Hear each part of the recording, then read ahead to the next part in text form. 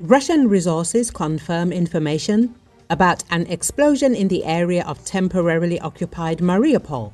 This is reported by Mariupol Mayor's advisor and head of the Center for the Study of Occupation, Petro Andryushchenko. Andryushchenko noted that the strike was carried out in the evening, and in the morning the Russians confirmed the fact of damage to air defense systems.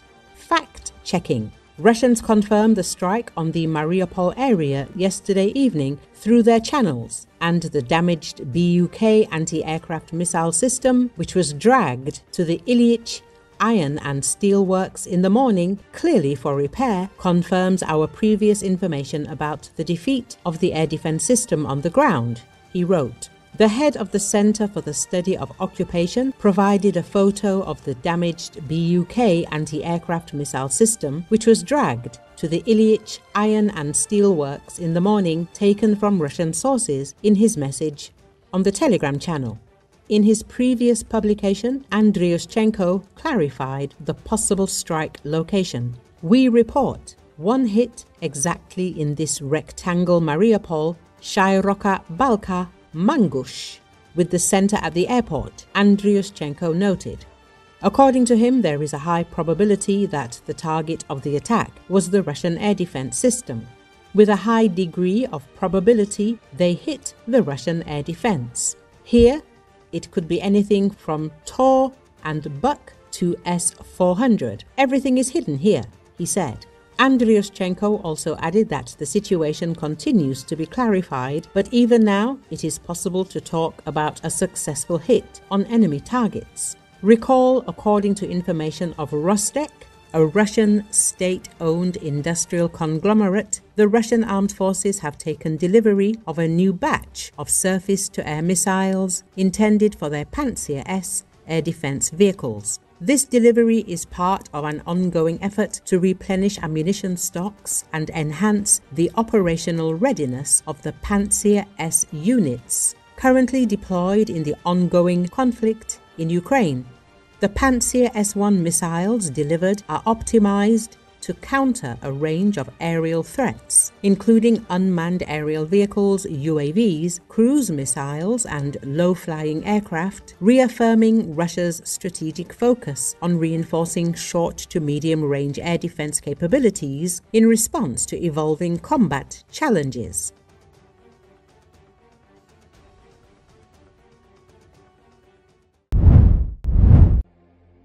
Kremlin spokesman Dmitry Peskov on Tuesday denied claims that Russia has failed to give meaningful support to Iran in its war with Israel, and charged such statements aimed to strain Russian-Iranian relations. There are many now who want to add fuel to the fire, to spoil the partnership between Moscow and Tehran, Peskov told reporters. Russia has in fact supported Iran with the clear position it has taken. And, of course, we intend to further develop our relations with Iran, he said. According to Associated Press at the same briefing, Peskov was asked about media coverage drawing parallels between Moscow's muted response to the recent strikes on Iran and its failure last December to stop the fall from power of its Syrian ally, former President Bashar al-Assad. Peskov responded by saying such discussions were inevitable, but did not comment further.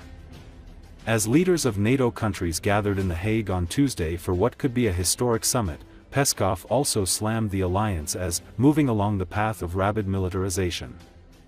Peskov's remarks referenced U.S. President Donald Trump's demands that NATO members hike their defense spending to 5% of GDP, something several countries have already signed up to. Since they need to push through the decision on 5%, they need to portray a monster from hell. From the perspective of these NATO officials, our country naturally fits the role of the monster best, Peskov added. Мы увидели заявление из канцелярии премьер-министра Израиля, мы слышали заявление господина Аракчи, пока других заявлений из Тегерана мы не видели, не слышали. И мы, конечно же, видели многочисленные заявления президента Трампа. Если действительно удалось выйти на прекращение огня, то это можно только приветствовать. Это то, к чему призывала с самого начала этого конфликта Российская Федерация, и мы надеемся, что это будет устойчивое прекращение огня. Никакого письменного документа не было. что были определенные посылы со стороны иранского руководства, да, это так. Очень много желающих использовать ситуацию для того, чтобы подлить масло в огонь, для того, чтобы подпортить отношения партнерские между Москвой и Тегераном. Россия действительно оказала поддержку Ирану своей четкой позицией, которая была занята. Мы намерены дальше развивать наши отношения с Ираном. Вот эти рассуждения, ну да, конечно, они были и будут. Это неизбежно. Сегодня начинается саммит, и одна из главных задач этого саммита НАТО, Североатлантического альянса, это принять решение об увеличении расходов до 5% ВВП стран-членов альянса. Альянс идет уверенно по пути оголтелой милитаризации. Поскольку нужно протащить решение о 5%, для этого нужно нарисовать такое исчадие ада, монстра. С точки зрения вот этих вот функционеров НАТО, естественно, на роль монстра лучше всего подходит наша страна. Russian President Vladimir Putin on Monday condemned the unprovoked aggression towards Iran as he met the country's foreign minister for talks in Moscow. According to Associated Press, during a meeting with Iranian Foreign Minister Abbas Araghchi, Putin said the strikes had no basis and no justification.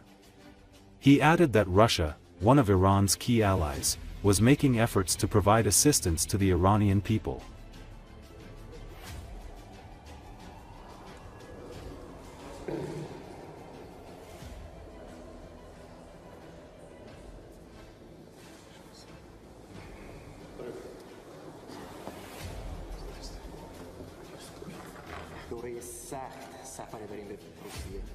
Резкого обострения ситуации в регионе, неспровоцированная абсолютно агрессия против Ирана не имеет под собой никаких оснований и никаких оправданий.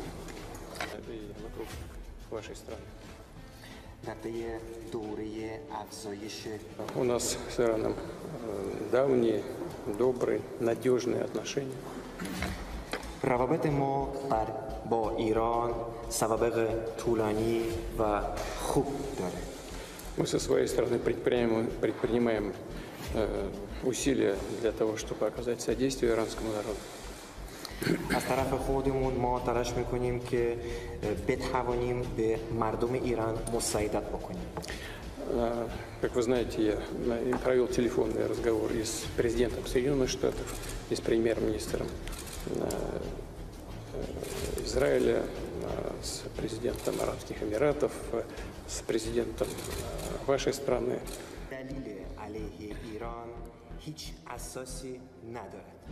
As Ukraine ramps up its long-range strike capabilities, a breakthrough is taking shape, with German funding powering Ukraine's first hypersonic missile launch. Backed by a €5 billion defense package, Ukraine's Hrim-2 hypersonic missile is now entering serial production, marking a bold new chapter in Ukraine's ability to hit deep behind Russian lines, Euromaidan press media outlet says. Ukraine has officially announced the development of its own domestically produced ballistic missile, the HRIM-2. After over a decade of delayed progress due to funding issues, the missile system is now entering serial production, accelerated by international military and financial support since the start of the full-scale war. Notably, Germany has provided a new €5 billion defense package, which includes significant investments in the domestic production of Ukrainian long-range weapon systems, including the development and production of the new ballistic missile. This aid enabled the Ukrainians not only to develop the missile, but also to initiate serial production of the Hrim-2 immediately after its development. Notably, the Ukrainian Ministry of Defense also announced that they had already conducted a successful field test of the missile. Ukrainians shared footage of this strike, adding that it was used to destroy a Russian command post on the east bank of the Dnipro River Delta, Euromaidan press says. This means that the Hrim-2 system is combat-tested and fully operational, opening the possibility of an increased number of similar precision strikes against Russian military targets deep behind the front line.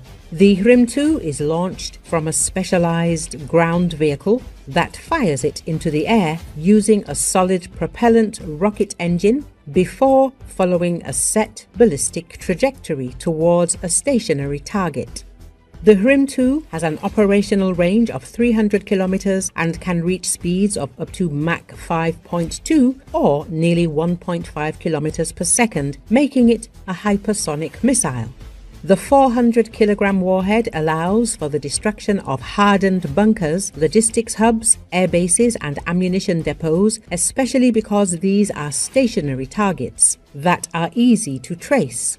Euromaidan Press says, the capability of Hrim-2 to carry a heavy warhead for strikes within a 300-kilometer range marks a major leap forward for the Ukrainian precision strike capabilities, as the warhead is twice as big as that of ATACMS, which Ukrainians were previously dependent on for similar precision strikes. Furthermore, while Russian air defenses like the S-300 and S-400 are able to intercept targets at this speed on paper, as a missile enters the hypersonic range, a successful interception becomes increasingly unlikely, Euromaidan Press reports. Overall, the Ukrainians are rapidly developing their precision deep strike capabilities, enabled by massive German funding.